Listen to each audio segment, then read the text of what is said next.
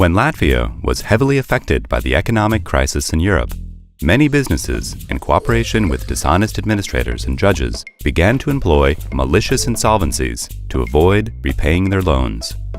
That made huge losses to the financial system.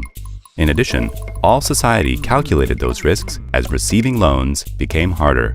Bad practice made harm to our country's image by repelling foreign investors and eventually scaled to a threat to national security.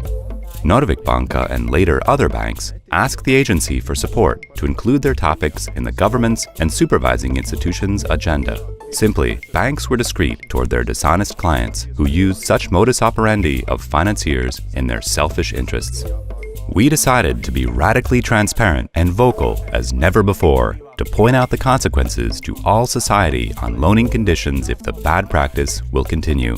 Therefore, we created a feeling for the government of urgency to solve the situation.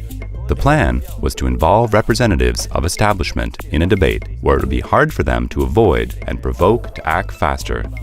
Norvik Banka stood against a particularly shameless case of its client avoiding to pay a loan. We dug in the Winergy's fraud case to prepare dozens of publications to explain this scheme. As the majority of banks had the same problem, we mobilized a critical mass of financial sector players. The Association of Banks announced support for Norvik. To lift discreetness, we revealed the names of specific people involved. To gain the necessary intensity and increase the social pressure, we used paid media. A chain of articles was published and collected on a dedicated website. For our main targets, we created the feeling of being overwatched. A personally labeled and folded daily newspaper was sent to all administrators, judges, and members of parliament.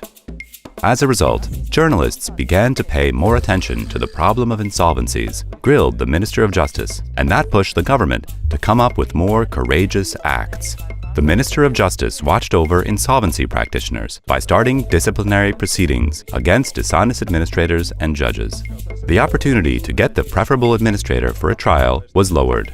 Riga Central District Court, which is notorious for malicious insolvencies, was liquidated. Now, after the Association of Administrators began a self-cleaning process, administrators are subjected to increased supervision. The new government has included the improving of insolvency practice as one of its priorities in a declaration.